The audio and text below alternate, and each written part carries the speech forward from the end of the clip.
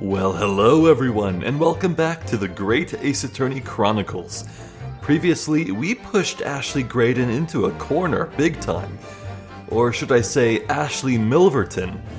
Indeed, it seems he is the son of Mason Milverton, the brickmaker who Magnus McGilded killed 2 months ago to get his hands on that disc.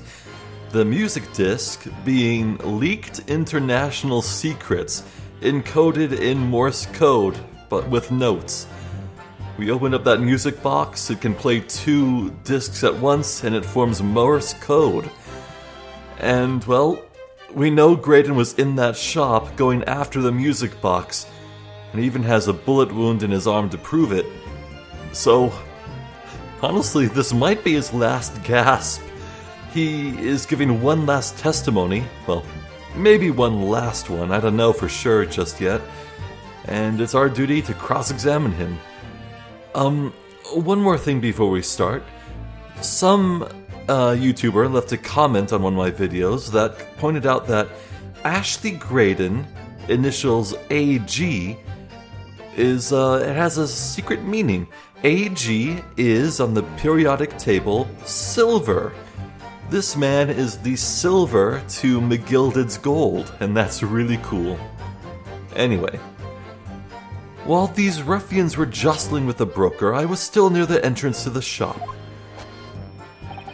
When Windibank threw Nash over the counter, I felt a sharp pain in my arm. I pursued the man, but he shut himself in the storeroom. I could see him through the peephole in the door, though. The accused, in a black coat, shot the man in the back as he was trying to flee to safety. Flee to safety? I saw the blood spatter all over that wretched girl. Then she tossed the gun out of the peephole, so I picked it up and made my escape. What the hell? There's like 1,000 contradictions in this.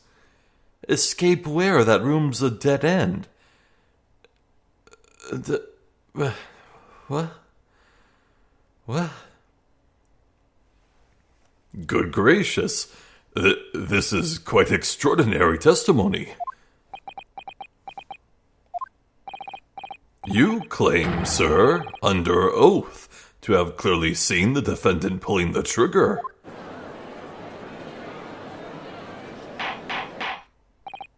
Ordar? Ordar? Ordar? It wasn't my intention to testify in this way. But neither is it my intention to be found guilty of a murder I didn't commit. So you see, my hand has been forced. I tell the truth now as an act of self-preservation. The truth? Until now, the prosecution was completely unaware of these details. Yes, well, sorry about that. Having shot me in the arm, the pawnbroker was then shot in the back by the accused. And as I said, she was showered in his blood. You say the blood spattered over the accused's coat. Are you sure on that point? Oh yes, quite sure. Okay, let's run the test. All over the black overcoat that pickpocket girl was wearing at the time. Really? If her coat could somehow be shown to harbor vestiges of blood, that would be conclusive evidence here. Didn't Ashley walk out with the coat earlier? Such an investigation is entirely possible, my lord. What? Only very recently, a German scientist has developed a technique to identify human blood. So here's to true science, not some amateurish detective's dubious foray into the world of chemistry. There's nothing dubious about Hurley's work. His ideas are all sound. Ideas are no use to us here. In science, as in law, theories must be proven before they stand. In Germany, the technique has already been employed in the courtroom as a basis of evidence. Scotland Yard has a small quantity of the chemical reagent used. With your lordship's permission, we could shatter all vestiges of doubt within minutes. This doesn't look good, Runo. Why not? Well, we know, don't we, that there's blood all over the front of Ginny's coat. Oh, right. The sleeves. Ah. If they tested with their chemicals... Oh, help, you're right. I was forgetting what happened yesterday. Don't move, Ginny. I'm going to shoot.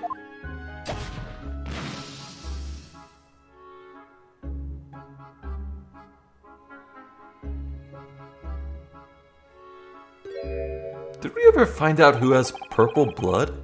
Yeah. But that's not Mr. Windibank's blood. That stain is from 2 months ago. Ah, it's Mason's. Right.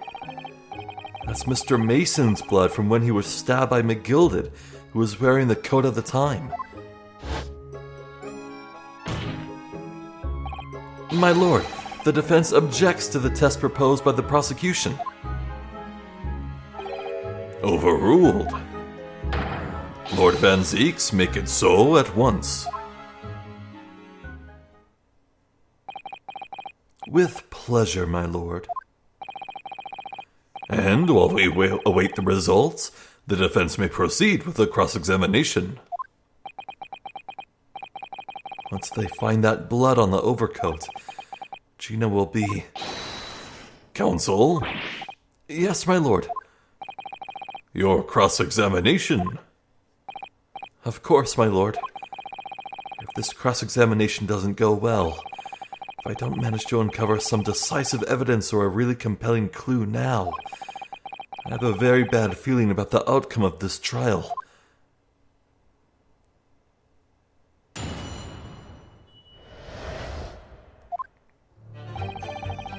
While these ruffians were jostling with the broker, I was still near the entrance to the shop. Hold it! Mr. Windibank emerged from the storeroom, I believe. Ringo and Nash were scouring the counter when he suddenly appeared and flew at them.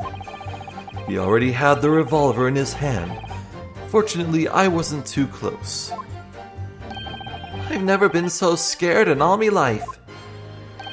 Yeah, we're just your regular mild-mannered burglars, that's all. We don't like violence. Says the pair who carry a gun.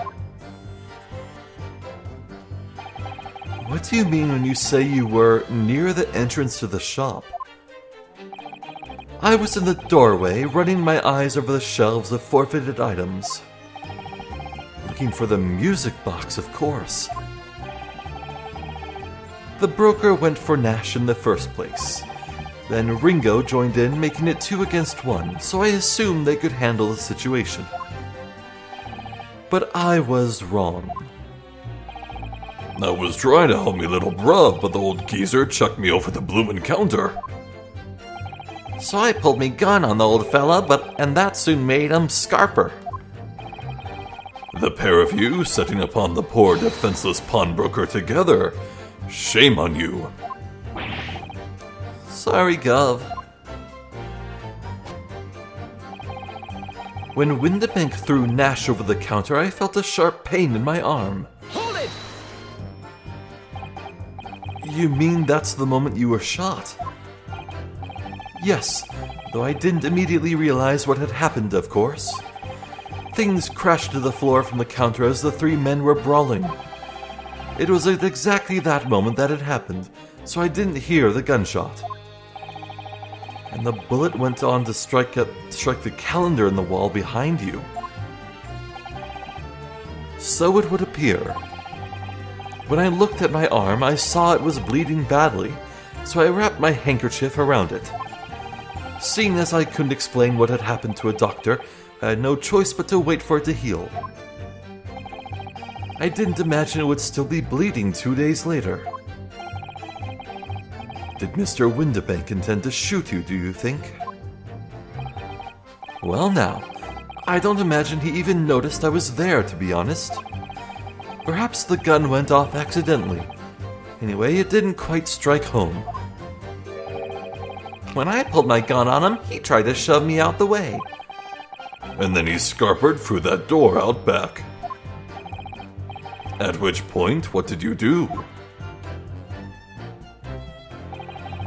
I pursued the man, but he shut himself in the storeroom.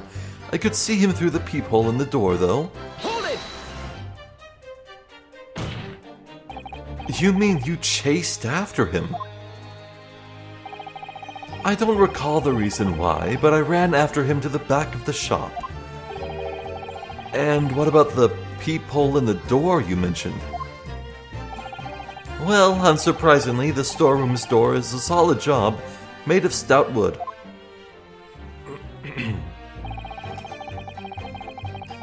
But there's a small opening in it about head height that lets you see what's going on in there from the outside.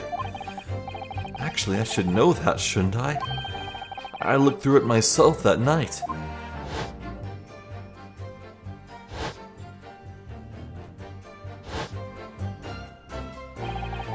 And what about your burgling brothers? Did you see what went on through this peephole as well? Not likely, Gov. Didn't see nothing of the sort, Gov. I doubt these two buffoons were even aware of the peephole's existence. So the Skulkin brothers were there, but they didn't see the killing of Mr. Windibank take place. Inside the storeroom, I could see the broker and that young girl standing there. The defendant? Yes, though neither of them noticed that I was looking. The girl raised her gun and pointed it straight at the man. And then, what did you see next? The accused in a black coat shot the man in the back as he was trying to flee to safety. Hold it! Yes, when the crime was discovered, the defendant was found with a gun in her hand.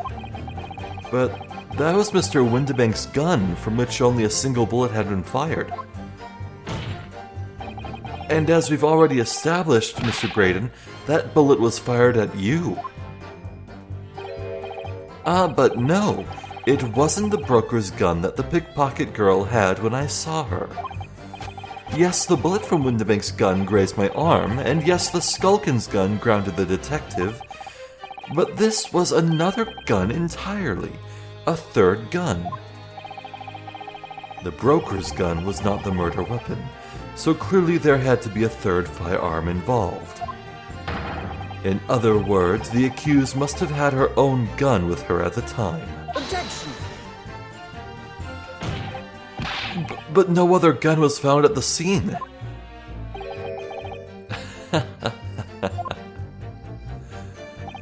Calm yourself, counsel. Sorry? You must consider the events in order. At first I saw the broker and the girl glaring at each other, but then all of a sudden, the broker turned to run. And it was at that moment that the little gutter rat shot him in the back. A chilling image, I must say.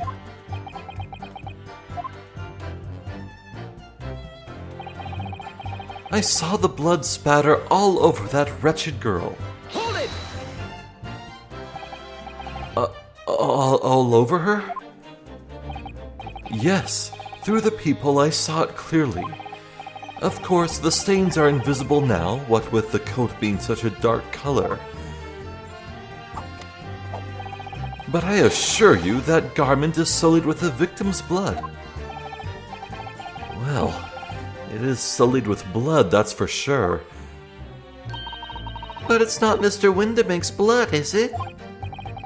No, that's right. It's Mr. Mason Milverton's blood from when McGilded stabbed him 2 months ago. It's so annoying. If they'd only accept Harley's chemical analysis, we could prove that. But they won't. So unfortunately, we can't use it as evidence to support our case. Bother.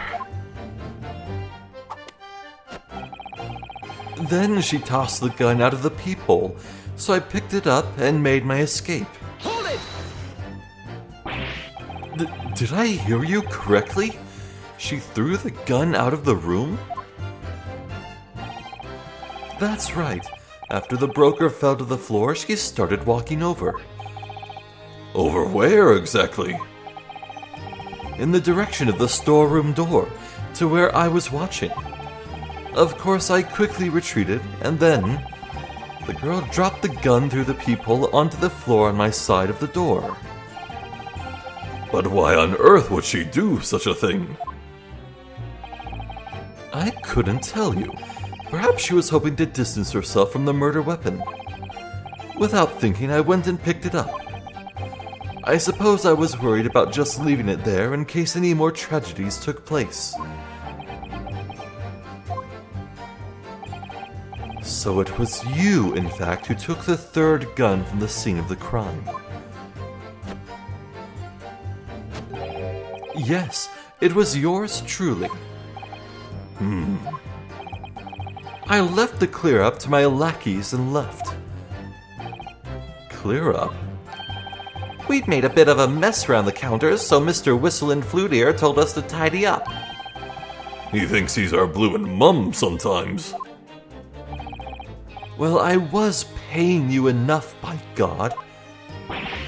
Ugh. Tell me, Mr. Graydon, when you left the pawnbrokery that night, was it by any chance with the second disc in your jacket pocket?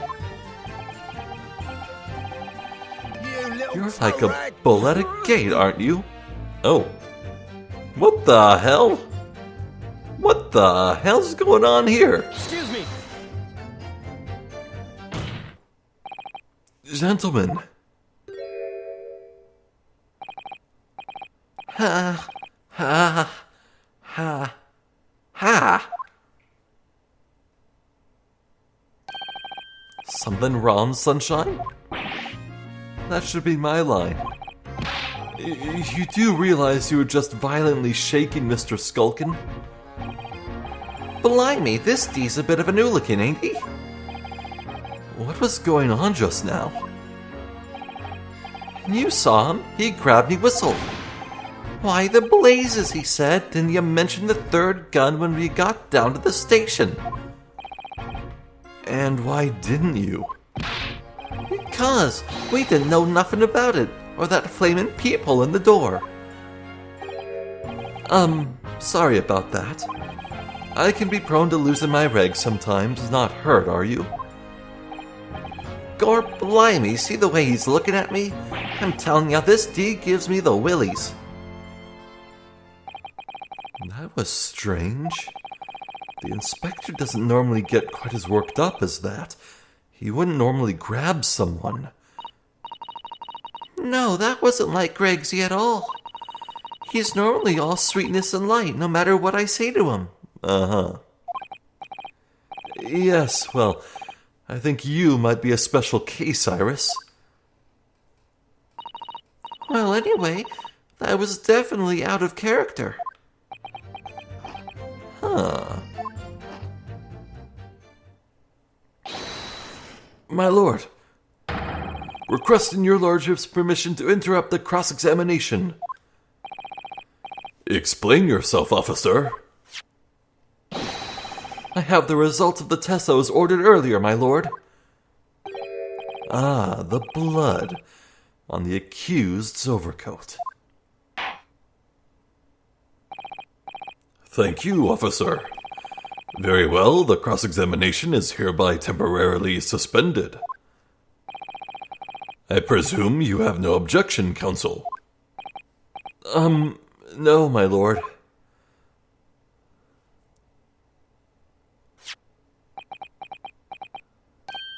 Well, there you have it. The report, please, Inspector. Yes, sir.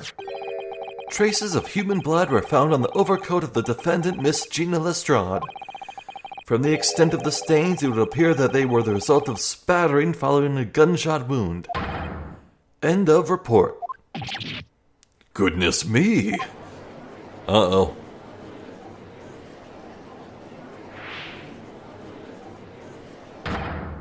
See? What did I tell you? Objection! No, the blood on that coat is not Mr. Windibank's. What on earth makes you say that, Counsel? The coat originally belonged to Magnus McGilded. Just before his coat was deposited at Windibank's, McGilded had fatally stabbed Mr. Mason Milverton. So the blood on that overcoat is the blood of the brickmaker from the omnibus case. Objection! Well, the dead cannot speak. Isn't that right, my Nipponese friend? This man has not met a fae. Sorry? 2 months ago in this very courtroom, did you not argue fervently for McGilded's innocence? And yet now that the man is dead, you brand him as a murderer. Your conduct shatters any shred of respect you may have earned for yourself in this country. Ugh, but that was... I call it a bally disgrace. Treachery, that's what it is. I mean, come on, guys. Changing your opinion when new information is presented to you is what you're supposed to do. For everything. Come on. Huh. How to determine whether the blood on that coat is 2 months old or not? Even a stereoscope couldn't help the answer to that problem pop out. It can't be done. But... We used Mr. Sholmes especially... Mr. Sholmes is a detective, not a chemist. Would you put such faith in a chemical formula devised by me, for example, when I'm a communications officer? I held out pierogi to a starving boy, and he ran away crying. What? Okay. Herlock Sholmes is barely more than a figment of the public's imagination. His name carries no weight in this courtroom. No weight at all. How could you say that?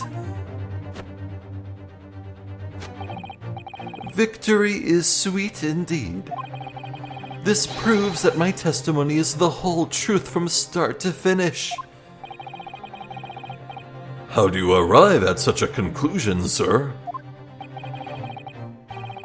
As the witness said, the accused's coat was spattered with the blood of the victim. The only way Mr. Graydon could possibly have known that fact is if he saw it happen. In other words, his testimony is solid and the conclusion is singular. It was the accused who shot the victim in this case. That is the whole truth. No. All it proves is that the defendant was standing near the victim when he was shot. Arg! My lord. Oh, this guy. Been a long battle, this one, but this old warhorse has something to say now, if you please. Uh-oh.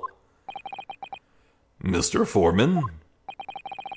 As of this moment, sir, the squadron has reached its final decision. Ready, men? All for one now. Sir! Guilty. Uh-oh. Guilty. Uh-oh. Guilty. Uh-oh. Guilty. Oh, no. Guilty. No! Guilty. Okay. How many times is this now? 4? 3? Well, it would appear the ladies and gentlemen of the jury have reached a unanimous verdict.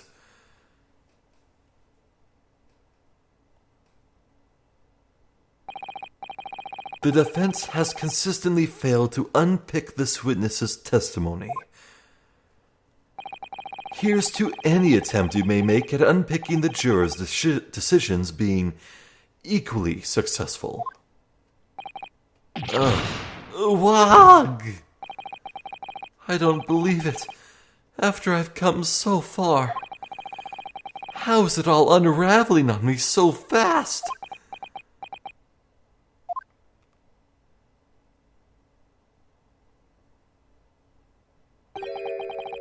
How very distressing to be held in such low esteem. I knew it! I knew it! It's him!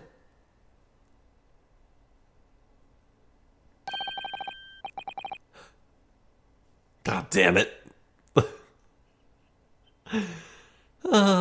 True to tradition, he has shown up in an absurd way. All right. Wouldn't you agree, Mr. Naruhodo? Officer, you've delivered the report now. That will be all, thank you. It occurs to me with some regularity, Mr. Naruhodo, that scientific truths are determined not by science, but by none other than the human mind. I know that voice. Am I going mad? Aha!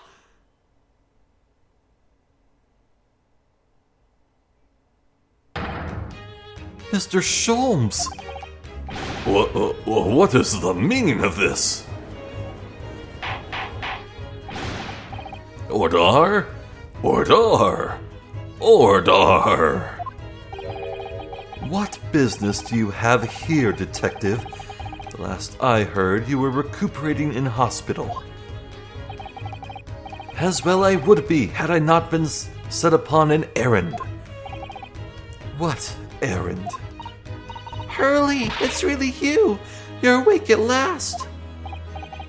Yes, good day, Iris. I appear to be rather late to rise. My apologies. Now, my lord, if you will humor me. In what manner, sir? I have something of great importance I wish to give to the young lawyer over there. I need no more than 5 minutes. Would you be so kind as to spare us the time? What say you to this, Lord Van Zeeks? This trial has taken many hours of the court's time. Having spent so long already... Exactly. Having spent so long already, we don't want to go wasting any more precious time. As I was saying, having spent so long already, it would seem churlish to deny the defense a mere 5 minutes. I had a feeling you would say that. Very well then, counsel.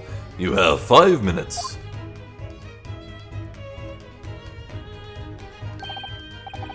I choose to believe that this man got out of his clothes right down to his skivvies and redressed himself in his usual attire right there on the spot. I choose to believe that. My dear fellow, I apologize for my tardy arrival. Mr. Sholmes, are you alright now? Alright? I'm all wrong. Sorry? I've only just managed to summon the strength to stand, man. I asked the judge for 5 minutes. But I fear even that may prove too much for me. Pray forgive me should I pass out. Well, stop JoJo posing. Let's make this discussion as short as possible. Hurley, this place is full of idiots. Truer words have never before been spoken in this courtroom. None of them can see how wonderful your chemical blood analysis is. Ah, well, that concoction of mine was really just a bit of sport to assist me in my investigations. I never took the trouble to refine it for appraisal by the scientific community, an oversight on my part. Right. Modesty? Surely not. But enough of that. I'm here to give you this, my dear fellow. Ah, Susato's bundle. What's that? A lavender furoshiki wrapping? A leaving present from Miss Susato. From Miss Susato? If possible, matters were to be settled without me giving you this. Those were her instructions when she asked me to do her this favor. I don't understand.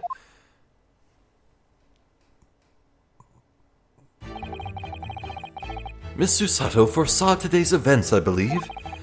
She knew that the culprit would attempt to escape justice by means both devious and underhand. And that you, Mr. Naruhodo, fighting fairly as you are wont to do, would find yourself in considerable peril. At that very moment of crisis, you were to be given this small parcel. Those were the dear lady's instructions. A leaving present from Susato-san. Whatever could it be?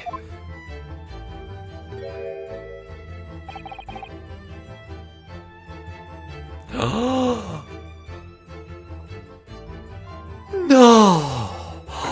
No, oh my god! Holy shit! I forgot about the cat flappinator! It makes cat flaps! You press it against a wall or a door and it makes a cat flap.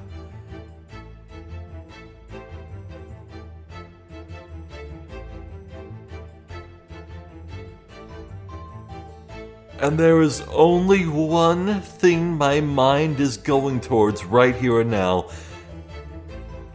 The peephole in the door. It has a hinge and everything. It's...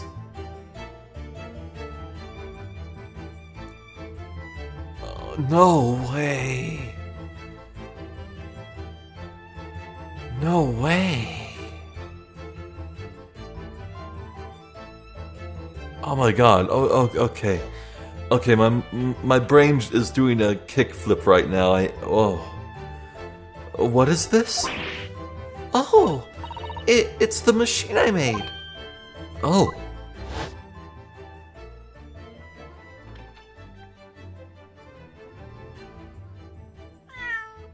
Meow. Look, I used this. It's my latest invention. What is that? I call it the cat flapomat. Nah, cat flapinator is way better. It can make a cat flap for a little furry friend like Waggy in seconds.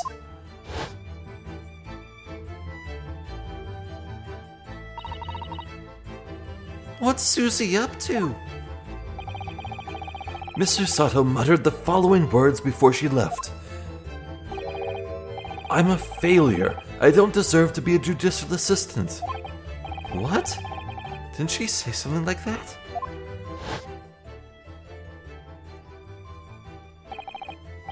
You really are the best judicial assistant in the world. Well, that's extremely flattering. But I'm sorry to say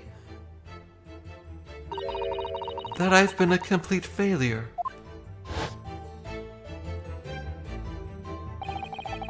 Whatever did she mean by that, Mr. Sholmes? That night, when you left Windibanks in pursuit of the thieves, Miss Susato made use of this contraption for a certain purpose. That is your answer, dear fellow. Not at all cryptic, then. Susato-san used this cat flapinator that night? But why?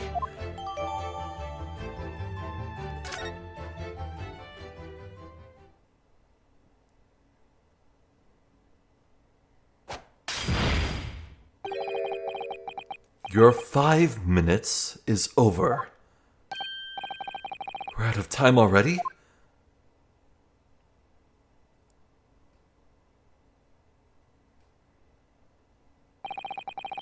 I'm grateful to you for affording us that brief recess, Mr. Reaper. I need no thanks, Detective. After all, the die is cast. Is it really? The jurors are unanimous in their leanings. No doubt my learned friend will consider a summation examination, but any attempt to alter the verdict now would be utterly futile. I wonder... Mr. Naruhodo? Yes? The rest is down to you, dear fellow. What is your plan? The rest is down to me. I need to be careful here. If I make a wrong move, the trial will end badly. My lord, the defense requests...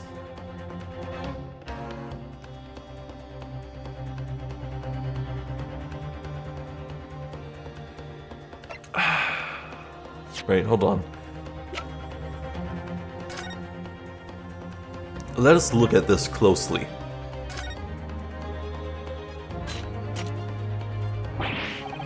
Oh, those vicious teeth look like they could rip through almost anything. They're good, aren't they? They're made of special alloy I developed just for this jaw. The cutter rotates 10 times per second so it can get through any kind of door in no time at all. And what are the two parts at the top there?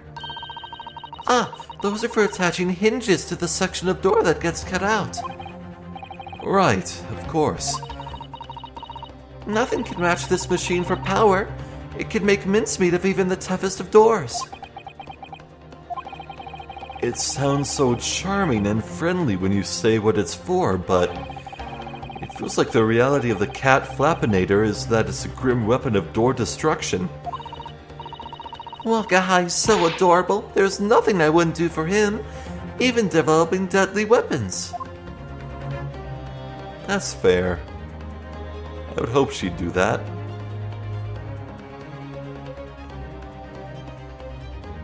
That seems to be all. Now, on to matters at hand. Time to think is clearly a stupid choice.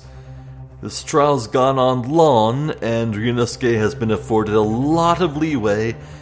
But this would push it too far. Way too far. A summation examination, though, going through with it fully and completely...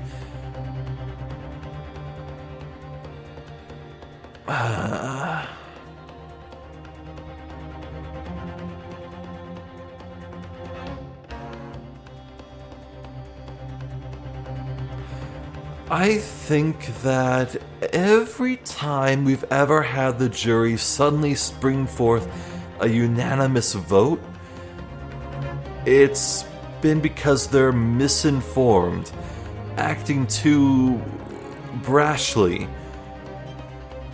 But this time is different. This time I think they're completely justified in saying guilty, because holy crap, everything that was said. I don't think any of them are wrong about the chain of events. They just don't know about the specifics of when that bloodstain was made. Which means I really doubt I could even pit anyone together. Meanwhile, further cross-examination, we have a new tool. We can talk about the people, and what's more, someone brand new is on the stand. Herlock Sholmes, he was there. He bore witness to stuff that was going down. He can add some new testimony. There's a lot we can do here, so more cross-examination, please. Further cross-examination. Objection! The jurors have spoken. Protocol dictates that you may not cross-examine a new witness now. Objection! The defense is not asking for the cross-examination of a new witness, rather to continue with one of an existing witness. What? It would appear that a rather important detail has escaped your attention, Mr. Reaper. Oh, I can only think of Hitman. Agent 47 in those games, he when he has to use an alias, he usually says makes his name Mr. Reaper. But that's R-I-E-P-E-R, though. Anyway.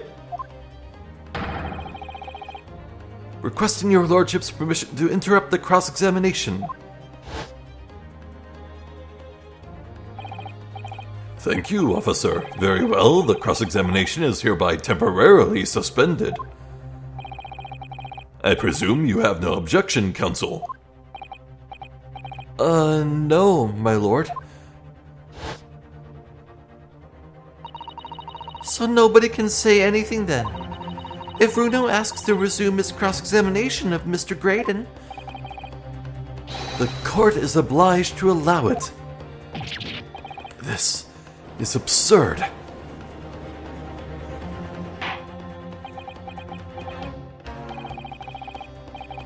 I would remind those present that this is my courtroom. I concur that the defense is entirely within its rights to request the continuation of the cross-examination. However, I will not permit an unremitting protraction of these proceedings. Therefore, I have decided to afford the defense one final opportunity in concluding the cross-examination. Counsel, you must choose but one statement from the witness's testimony, and but one piece of evidence to present in support of your argument against it. A single chance to present evidence? If, following that, the situation remains unchanged, I shall move to adjudication. Is that clear, counsels? You will not press the witness any further. No pressing. My lord. Yes, my lord. A single statement and a single piece of evidence. Most generous. Well then, Mr. Naruhodo, it's high time I fell in a dead faint. I leave this in your capable hands.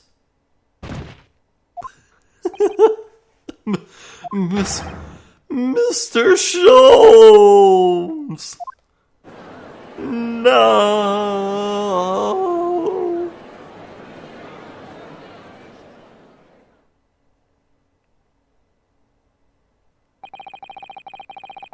To stand so what the hell is that word? Insouciantly? Before the court in a state of such high fever. Either the man has extraordinary strength of mind or an extraordinary lack of feeling. I imagine he's feeling very little now. The detective is sleeping soundly in one of the antechambers. Strike a man when he's down, why don't you? Well then, counsel, are you fully prepared?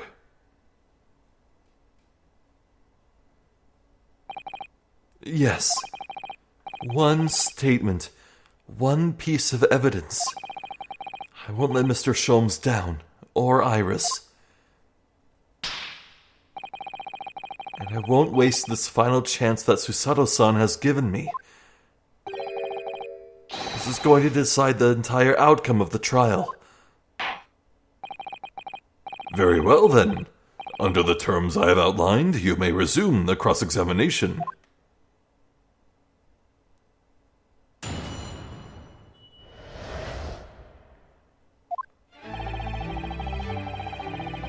Ooh.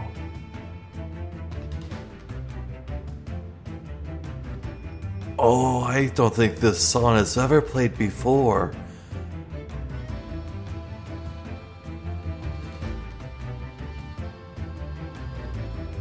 It's nice.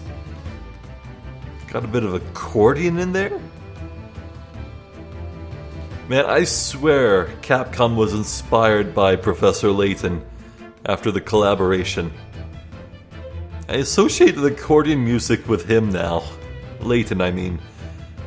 But let's see here.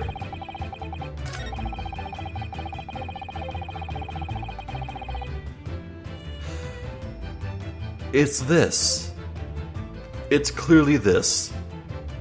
Graydon was long gone by the time Holmes even arrived on the scene. So the supposed chain of events is that Ashley and the Skulkin brothers entered the store, all that kerfuffle happened. Apparently Ashley took the third gun and skedaddled on out of there, and it was then that Ryunosuke and Herlock Sholmes and I think Susato too arrived. The Skulkin brothers shot Sholmes. Ryunosuke went out onto the streets to try and chase after, and it was during this window that he was gone that Susato-san used the cat flappinator on the door. Then Ryunosuke came back and took a look through the peephole himself and saw Gina unconscious. The rest is history. Now, if my understanding of the chain of events is correct, this statement by Ashley Graydon should be impossible.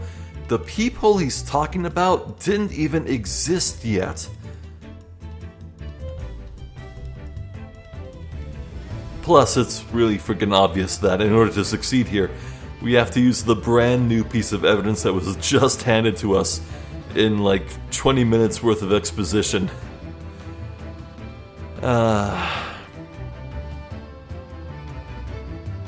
But here's the deal. So, I'm about 14 minutes out from reaching my 1 hour long quota, but there are two factors that are making me want to stop right here and now. One, it's extremely late for me. It's midnight. It actually just hit midnight for me. It's 12:02.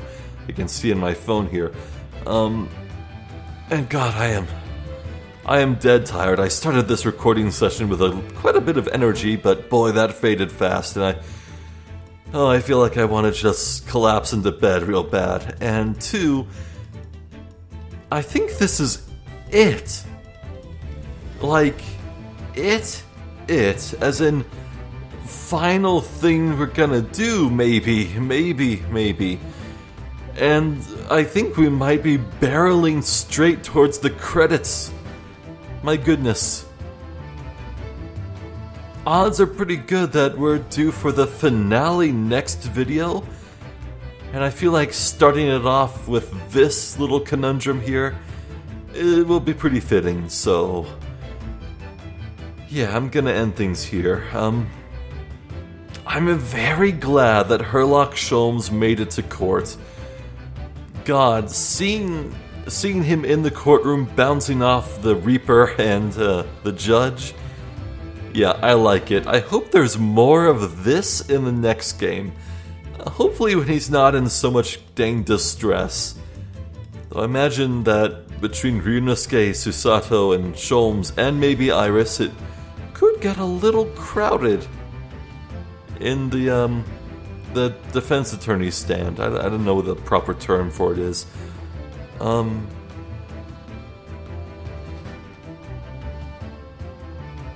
Yeah, overall, I feel like the answer here is extremely simple and straightforward. I mean, that's only because I have a very solid grasp of the timeline. I imagine someone who isn't too keen on the finer details would struggle a bit here. But no, I think I got it. And we'll get it next time. At the same time, though, it feels suspiciously easy. I feel like the game might throw a really difficult curveball at me. Really digging this music, though. Man. Anyway, I'm Zephyr the Jester. This has been more The Great Ace Attorney Chronicles. Thank you for watching. Hopefully I'll catch you next time for what may very well be the finale, maybe. Until then, please take care.